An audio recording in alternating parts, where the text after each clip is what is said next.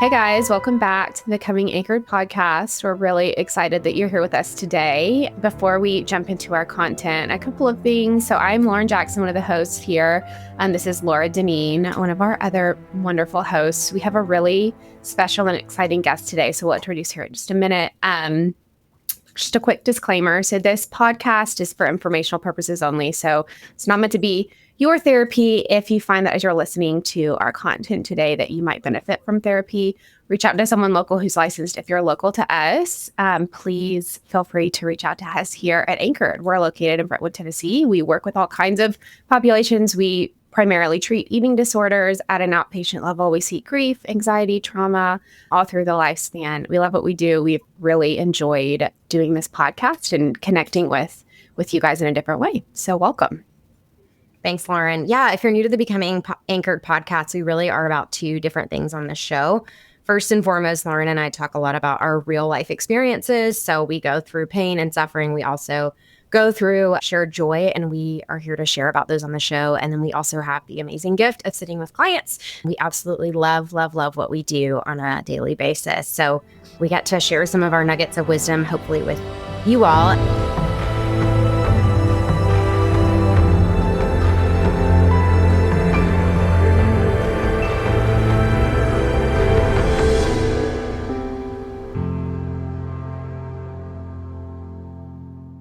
And yeah, without further ado, I would love to introduce you all to Jenna Overbaugh. She is an anxiety and OCD expert. I have followed her content for a while and randomly cold called in air quotation, cold emailed her maybe a couple weeks ago and was like, hey, Jenna, do you want to do the show? And she readily agreed. So thank you so much for your time today. Yeah, I'm super excited. I love everything that you guys do and super excited to be part of the chat today. Yeah. So we were talking before we started recording today. I know that Jenna could share about many different things and many different topics, but we really wanted to talk more about the concepts of mental review and mental rehearsing. So when I've introduced those concepts to clients, they maybe have never heard of it before. And they also are just really eager to learn specific strategies for really resisting those urges to mentally review or mentally rehearse. And so, Jenna, I would love to hear from you. What does that look like in clients or in individuals as a whole? So I think this is not just an OCD or anxiety specific construct, right? I think as humans in general, we all do this from time to time. We all tend to get lost in our heads, replay old conversations if we feel like we might have offended somebody or acted awkward or said something silly, or we tend to prepare overly in a way that's not necessarily proportionate to the outcome of that conversation. Things like interviews, right? We're trying to kind of prepare for those things. If you're going on a first date, you're trying to prepare for those things. Your wedding vows, right? These are all things that when it's done in a way that's functional and proportionate to the outcome of that event, it works fine. So these behaviors in and of themselves are not necessarily the problem, and they're not necessarily just an OCD thing. It's a human trait. It's a human quality and behavior that we all do. But obviously, when it comes to obsessive compulsive disorder and anxiety, it feels like we're no longer in control of that. We're no longer doing it because we want to or because we feel like it's beneficial for us. We're doing it because we feel like we have to. And if we don't, something bad is going to happen, and it just happens way too frequently, and it feels like it's out of our control. And it can feel so tricky because these are obviously non-observable behaviors, right? So this is not like hand washing or checking or asking for reassurance.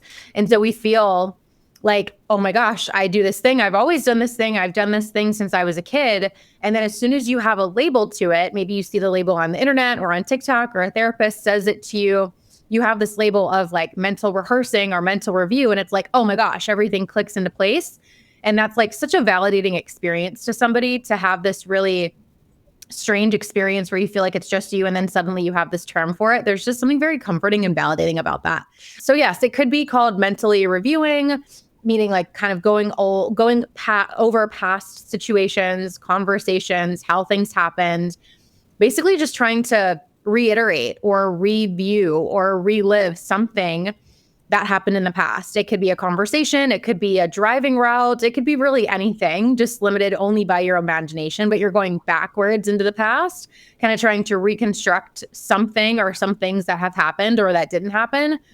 And then the same thing could happen just in the future, right? It's kind of this dysfunctional, no longer helpful, almost preparation, but turned haywire. Sometimes it can be more of like almost like a daydreaming or like a fantasy type of thing. But in either case, right? Like it's avoidance of the here and now. It's avoidance of maybe potentially uncertainty, avoidance of letting go in some situations, avoidance of some type of discomfort.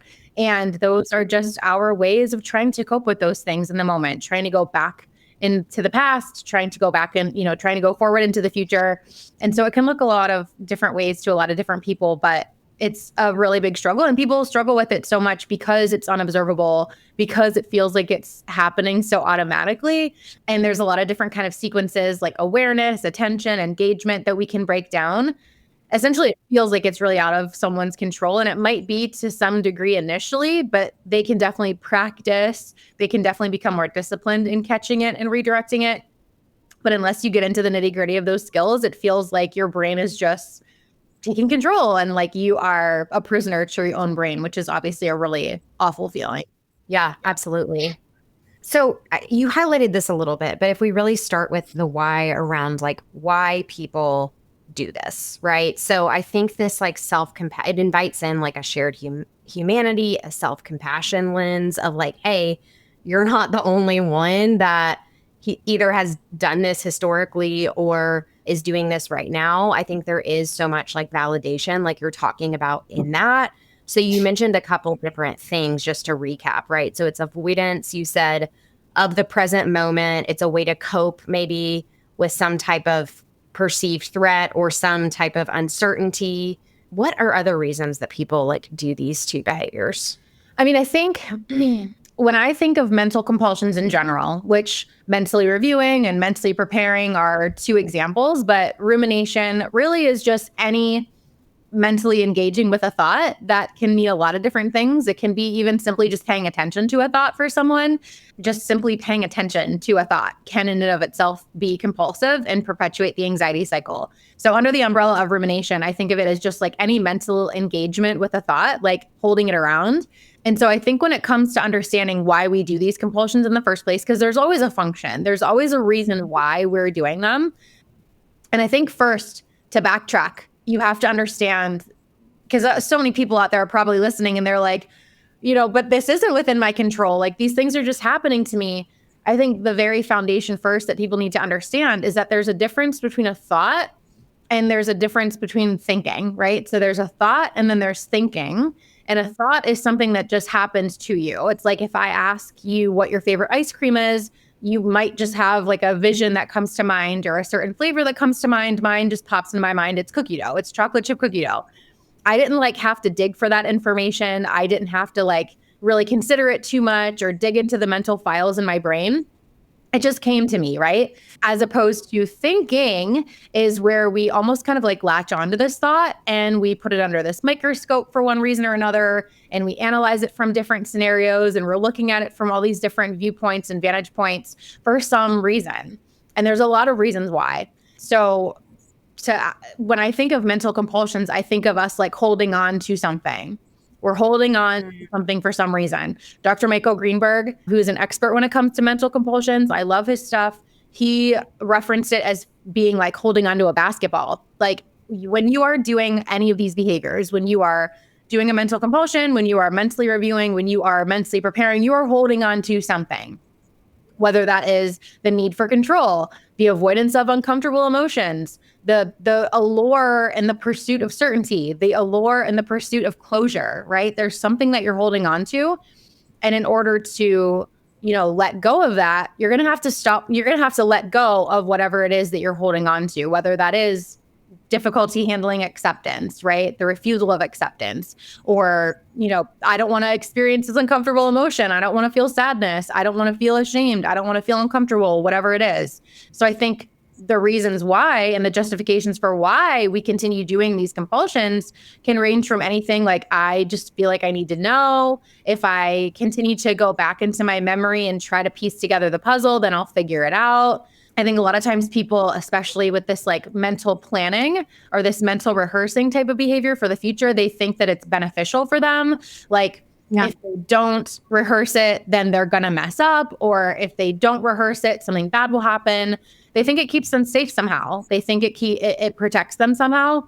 And maybe potentially in small doses in the beginning it did, but it has clearly become so much of an opposite issue. Like it has become so clearly not helpful and in some ways can be even detrimental, right? Like overly preparing for a date. You prepare so much for the date and you're so anxious about the date that suddenly you go on the first date and you're not yourself at all. And they're not seeing the best, most authentic version of you. And you're just like recreating all of these kind of inauthentic statements and questions that you've rehearsed. They're not you, right? So it can really easily backfire. But to really simply answer your question, I think justifications that are really common for people are like, it keeps me safe. It helps me problem solve. It prevents bad things from happening. I won't be comfortable unless I figure this out. I can't move on with my day unless I figure it out. Like I need to go back into my mind and I just need to know that I didn't offend that person. I need to go back and remember what it was that I said to that person so that I can move on with my day. I can't move on with my day unless I know. And that's all of the things that we're trying to pursue as we're engaging in these behaviors. You mentioned Dr. Greenberg, and he talks a lot about core fear. And so I'm wondering too, if that is, a big reason why we can find ourselves doing these compulsions and engaging in these future or historical ways of thinking is to protect us from maybe whatever that core fear is that I think don't want to become true, right? We don't want it to happen. Right.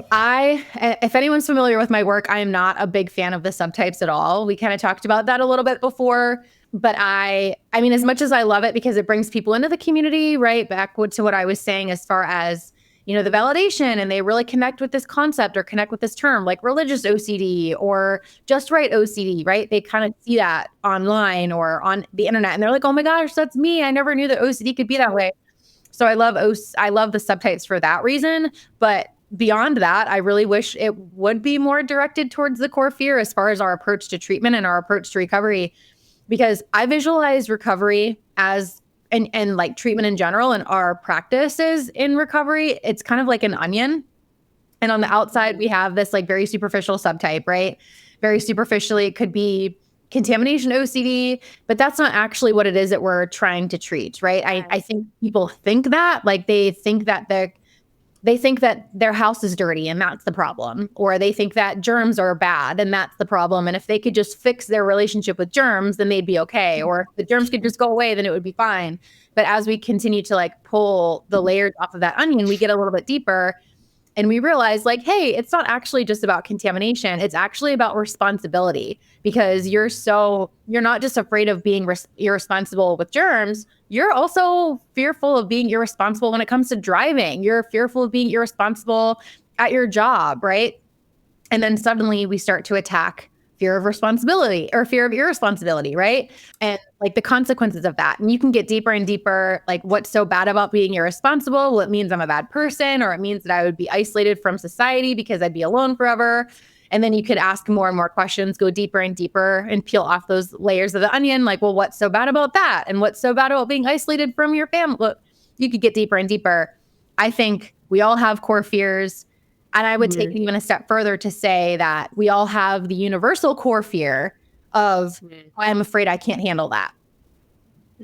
Like, regardless of what avenue you're coming to, I think of it all like branches of a tree. Like at the very, very tips of the tree, the leaves are like the subtypes. You get a little bit deeper into the branches of the tree, and it's the core fears. I think that the root of pretty much all of it is this fear that we can't handle it. And I try to incorporate that into my approach to treatment too. Like that's what it is that I want my clients and my students to target, is the fear that they can't handle it.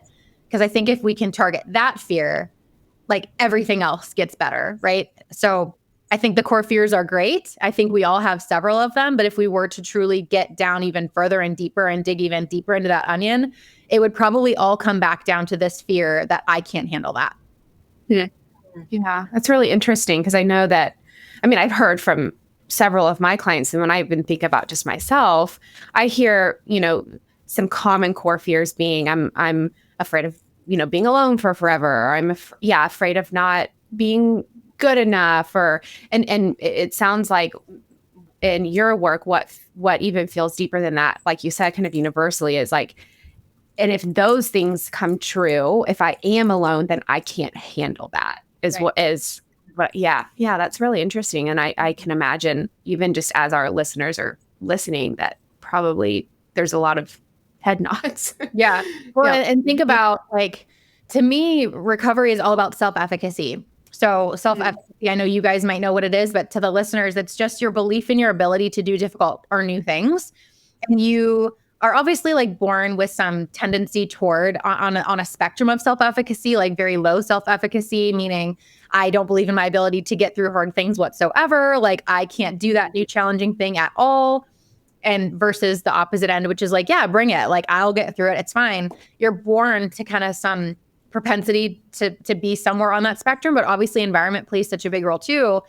I think OCD treatment especially is all about getting people to have as strong and as resilient of a self-efficacy as possible. Think about it. Like if they can really build that self-efficacy, it doesn't matter if in a month from then or 2 years from now, a stressful life situation happens, maybe they have a separation or a job loss or a pandemic happens, or OCD just does its whack-a-mole stuff, right? And a trigger comes up. It's not going to matter because if they have the core skills of being able to rely on themselves and be resilient and rely on that self-efficacy, that no matter what happens, I'm going to find a way through it. I'm going to figure it out. Then everything else doesn't seem so awful. Yeah. Gosh, I love this. And I was actually just talking to my husband about this a few months ago, because this has actually, in full transparency, been part of my story in terms of my quickness to forget the difficult things that I've been through. And I think we see this quite often in our clients, and my even acknowledgement of my own resiliency throughout my story. And so I think as humans, this is also part of the human condition at times, right? Is when we are going through pain or suffering, we maybe are more quick to forget all of the hard things that we've already overcome, or all of the obstacles that we've already been through, along with the belief of like, okay, I got this, and I can do this hard thing that's in front of me. And I think a lot of our clients struggle with that too. So starting to point that out in our clients, I think just reminding ourselves lovingly, like all of the things that we've been through that have been hard, all of the times when maybe we've been afraid and have moved through that helpfully, I think can be helpful reminders as well. For sure. Like absolutely reminding them that yes, everything up until this point, like you were here, you were listening to this, like you have gotten through everything that you have ever thought that you would never get through. Like you're here, you're breathing, you're listening to this, you're here, you've done it. It might not have been pretty. It might not have been comfortable. It might have really, really sucked, but you're here, like you are alive. And one thing that really was kind of like a light bulb moment for me when I was really struggling with postpartum OCD, now probably 5.5 years ago, my son's 7 now. I had this huge fear, as many parents do, that he would die before me. He's my only one. Not that that makes a difference, but he was my only child. And I just was obviously so in love with him. Like I love him so much. And I was like, oh my gosh, like what if he dies before me? Like war accident, he gets sick. Like there's so many things that can obviously happen. And I would spend a relentless amount of time and effort, like researching. And in our OCD delusion, sometimes like we think that we can actually figure this stuff out. Like if we actually Google it enough or think about it enough, like we can figure out the unfigureoutable. And obviously there's nothing that I could ever figure out to like calculate like how my son would die and to make sure he wouldn't die before me. But I don't know, in the depths of my like craze, I thought that, yeah, I just need to look it up a little bit more and then I'll figure it out. And my core fear with that, as I teach my clients so much, is like that, oh my gosh, if he dies, I wouldn't be able to handle that. Like I wouldn't be able to tolerate that. If he dies before me, I wouldn't be able to handle that. And like I would just be in this like endless state of mourning. And I had visions of myself like just sobbing uncontrollably, unable to breathe, like just hating my life forever. And I just wouldn't be able to tolerate it. Like I would end up hurting myself or like ending my own life because I was just that sad. And it dawned on me, like, God forbid that ever happened. Like I ever got the phone call that something happened or I ever saw it, like my life would go on. Like, I'm not saying that I would like it. I'm not saying that it would be pleasant. I'm not saying that I would ever be able to like fill that hole in my heart, but I would have no choice but to hang up the phone. Like I would have no choice but to continue to take a couple breaths. Like I would have no choice to at some point go to the bathroom. Like it's not like I have to do it with a smile on my face, right? But like life does go on after tragedy. Like life does, it has to, right? Like it has to. And yeah, just this like realization that like, oh my gosh, like, yeah, God forbid I ever do get that phone call. I am going to have to put the phone down. Like, it's not like my life is just going to be over and I'm like, my soul is going to get sucked into this black hole and like, I'm going to be eviscerated, right? Like, I'm going to have to put the phone down. I'm going to have to like turn around and like take a step forward, right? Like that is life. And, you know, bad things happen, awful, tragic things happen. And you've gotten through everything and you will get through everything. You will. It's making amends with the fact that it's not going to be pretty. It's not going to be like this unicorn life that you probably all want, but there's beauty in that too. There's beauty along with the tragedy. Yeah. Well, and I think too, the piece here that's really important to highlight for our listeners is had you kept Googling all the different scenarios or, you know, thinking about all the possibilities of what could happen with your son, that robs you of like the present day experiences that you could have been spending your time doing with him. Right. 100%. And so I think that like where we want to look at the consequences of, you know, circling back to what we started with, right, of the mental compulsions. So we're talking more about the mental piece, right? But of doing whatever we're doing that gets in the way of us like living our life. And I think that can be a really hard but fruitful conversation for a lot of our clients of like just that recognition of like, hey, what I'm doing is not working for me anymore. I think a lot of people say that they're there, but they're not there. Like, I think a lot of people, especially when it comes to more mental compulsions, right? Like, it's maybe not as overtly consequential as hand washing because, you know, hand washing obviously takes a lot of time and, you know, maybe like your hands get raw. It's not as physical, obviously, as maybe going and checking something. It's not maybe as expensive as some other rituals might be, like going to the doctor numerous times, but there's a cost to everything. Like I always tell my students, I always tell my clients, there's no such thing as free lunches when it comes to OCD. Like you don't get to just do a compulsion, including the mental ones, without a cost. Like at the very least, the cost of you doing a compulsion, including going back into your memory to try to figure this thing out and including like effortfully constructing all these fake imagined scenarios to try to protect yourself, like those come with costs. And at the very least, the cost is that you just made it stronger and made it harder for you to resist it for next time. Like that is the minimum cost. The maximum cost could be like me. I was so stuck in my head for the first 2 years of my son's life. I look at pictures now and I can't remember like a single thing. I can't remember a single thing. I see us or I will see us like where he's blowing out his candles on his birthday. And instead of like being full of love, I'm like, this is his last birthday. Like, this is going to be I know that this is the last Christmas that we're going to have because for sure he's going to die. And like, I like got into that, right? Like I didn't just allow that thought to come and go and say, oh yeah, I see that thought back to Christmas. It's like, oh my gosh, like what if this is his last Christmas? Like, oh my gosh, like I have to make it the best Christmas possible. I have to remember everything. I have to take all the pictures because he's for sure going to die. This is for sure his last Christmas. Like, so yeah, there's always a cost. And it's really easy to just say like, oh yeah, like it's going to help me. Like, I feel like I need to figure this out. I can't move on until I figure it out because it doesn't feel like there's a cost associated with it. There's no such thing as free lunch. There's always a cost and the cost accrues, right? Like the cost accrues. Essentially, like you start missing like little fleeting moments with your family. Eventually 2 years is going to go by and you're like not going to have any recollection of it. And it's going to feel really, really hard to get out of that. Yeah. Well, I think that's like you guys were saying, why that psychoeducation, I guess, with the clients is so important around, hey, every time you do this behavior, this compulsion, it's reinforcing the need for it. You are telling you're telling yourself, you're telling your brain that you need it. It's the only thing that's going to help you feel okay. And so that I love that self-efficacy piece of like of strengthening that and almost reminding ourselves that we can do hard things. So yeah, that like reinforcement piece just feels important to help the clients understand like how that kind of cycle works. Yeah. And we've mentioned a couple different like strategies, obviously the psychoeducation, the insight and awareness around what we're actually afraid of, and even that like universal fear that we've talked about.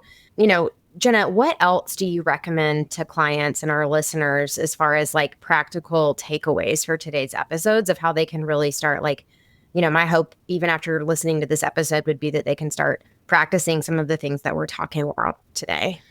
So many come to mind, but the very salient one in my mind is always, I feel very strongly that even if your obsessions come in the form of an image, right? A lot of times OCD comes in the form of a thought, like, what if I do that? Or, oh my gosh, what if I get sick? My husband has the stomach flu right now, and not that anyone enjoys being sick, but I particularly am fearful of being sick. And my first thought was, oh my gosh, what if I get it? What if I get it? Even if you don't have these like very obvious what if thoughts or these what if questions come up, even if they come in the form of an urge or a feeling or an impulse or an image, chances are there's a question embedded in there somewhere. So even if you are driving over the bridge and you have this image of you just like swerving the car or this like impulse, this like unwanted ego dystonic impulse or urge to kind of like swerve off the bridge, there's still a question there. It's, why did I have that thought and would I ever do something like that? Or what if I did something like that, right? Could be all of those. It could be one of those. Let's take another example, because people are always like, oh, well, what about like groinal responses when it comes to pedophilic OCD or sexual orientation OCD? I don't have what if thoughts. I don't have questions. I just get this groinal response. Well, you get the groinal response, which is a natural body experience, but then you start to have an intrusive question about that. You start to wonder, like, what does that mean about me? Why did I experience that? Did I enjoy that? So there's always questions. Your job in recovery, if you want your life back and if you want to start to take control again, is to not answer those questions. I think recovery boils and having a happy life, honestly, like it boils down to not answering those questions. Yeah. There's a lot of things that come up after that. Well, how do I know what's an OCD question versus what's a real question? Don't answer that question either. Is that OCD or is it not? I'm not answering that question either. Like the amount of times that I like remind myself every day or say to myself in some form or fashion, I'm not answering that. Like it's multiple, right? It's even on a good day, it's probably 10 to 15 times, right? I'm not answering that. That's not my problem. I'm not answering that. I'm not answering that. I'm not answering that. So my best advice would be to really like listen for the question, like keep your ears open for the question that OCD or anxiety is asking of you. And it is your job to not answer those questions, because that's where the compulsion is. That's where the mental ritual is. That's where the mental review comes in. That's where the mental rehearsing comes in. Oh my gosh, first date, what if I say something stupid? What if they don't like me? That's the question. Your job is to not answer that question. Oh my gosh, did I hit someone with my car? That's the question. Your job is to not answer that question. And by like going back into the past, like we've been talking about, by going into the future, like we've been talking about, that's your effort. That's your analytical effort. And it takes effort. That's your analytical effort to answer those questions. Your only job is to not answer the question. Yeah. And that would be, like we're, talking about therapeutically, that exposure work of like, I'm going to resist the urge to problem solve or to not answer the question. And what I tell my clients is like, yeah, if we're on the side of the road and, we need to call AAA because we have a flat tire, that's really different than the problem solving that you're talking about that is unhelpful to us in our recovery. Right. So problem solving is different from what it is that we're talking about here, right? Problem solving involves action. Problem solving involves solutions.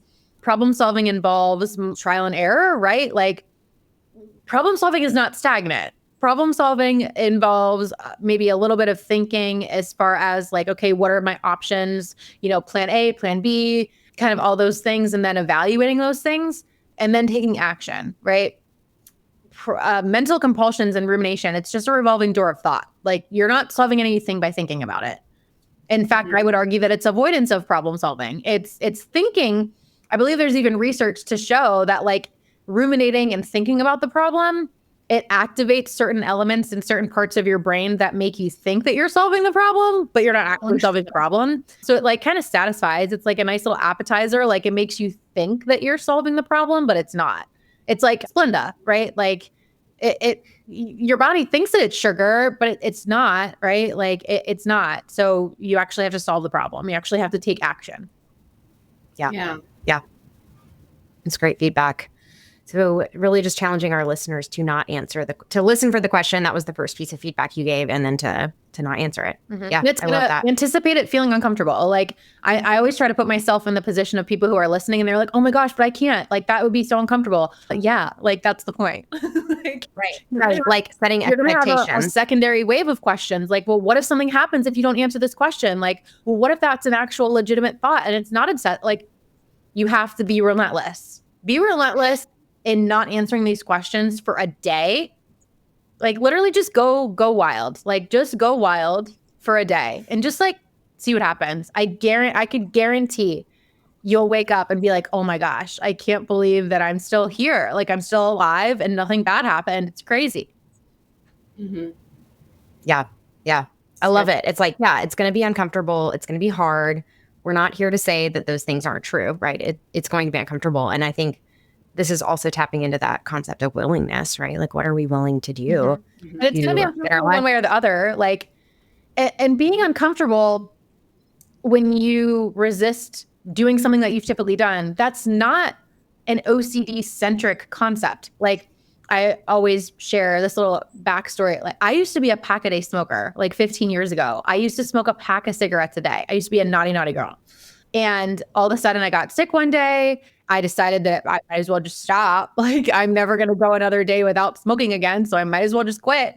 That was also very hard, right? Like I had cravings. I had to be in places that I normally would smoke, like my car and with other friends, like at parties, like out and about, right? And like I had those urges. It wasn't like I just decided to stop smoking and like, oh yeah, I never experienced a craving again. Like we sometimes get so into the OCD recovery and as soon as it becomes uncomfortable, we're like, oh, that's a red flag. Uncomfortable. That means I'm doing something wrong. That means this isn't OCD. And it's like, what other habit change do any of you do that's not a little bit uncomfortable at first? Absolutely.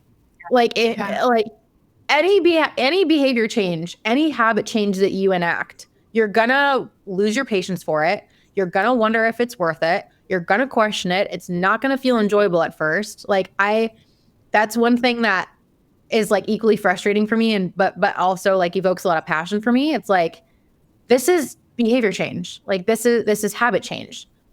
And we get so frustrated when it doesn't work immediately. But like no behavior change ever happens that way. You have to do the hard work. You have to get in those repetitions.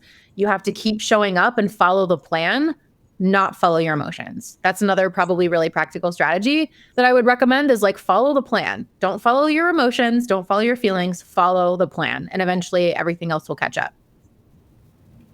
Yeah. So I feel like you've already assigned the homework, right? Listen for the question. Don't answer the question. Yeah. Follow the plan, the recovery plan. Yeah. Gosh, thank you so much for your time today in this conversation, Jenna. It's just been lovely to chat with you and get to know you a little bit more on today's show. Oh, thank you. Yeah. So, okay, you've kind of already answered the homework question, right? So if you would like to leave our listeners with more homework or an affirmation, feel free to do that. A really simple affirmation for me is, it's just so simple, is I can breathe here. And that just really reminds me that like, it's going to be hard one way or the other. Like to go and do those compulsions would feel easy at first and it might make me temporarily feel better. But the long-term consequences of that and feeling like my life is getting smaller and smaller, like I can't breathe in that life. Like there's no way for me to live. Like I lose my identity. I lose valuable parts of myself. And I feel like I can't breathe when I'm doing compulsions, right? And so in the times where it feels hard to not give into compulsions, I at least remind myself, like, I can breathe here. Like it might be hard, but I can at least breathe here. And so that is something that really pulls me through on the tough days. Like it's hard, but it's also going to be hard the other way. And I can at least breathe here. Like that really pulls me through. Yeah, I love that so much. That's good. Well, how can our listeners find you and anything that you want to tell us more about or any offerings you have? Yeah, so I mostly am on Instagram at jenna.overbaugh. And then my website is jennauoverbaughLPC.com. I have a podcast. It's called All the Hard Things. I have some merch. Speaking of affirmations, I just came out recently with like a cool little affirmation deck. I'll show you guys here. cool. We have, like these awesome little cards. There's 35 of them with all like custom little illustrations to go along with it. This one says being uncomfortable in the short term is worth having freedom in the long run, which is like very similar to what we just kind of talked about. Comes with a nice little stand. So I have it like right by my desk. They can fit in your pocket for if you like the affirmations and those nice little quick grounding reminders. That's all good. But lots of resources, free videos, PDFs on my website, lots of good stuff for you guys. And I'll make sure that I get you some links too, if that's helpful. Awesome. That sounds amazing. Well, thank you again, Jenna. And thank you all for listening to the Becoming Anchored podcast. We'll see you next time. Thank you. Bye.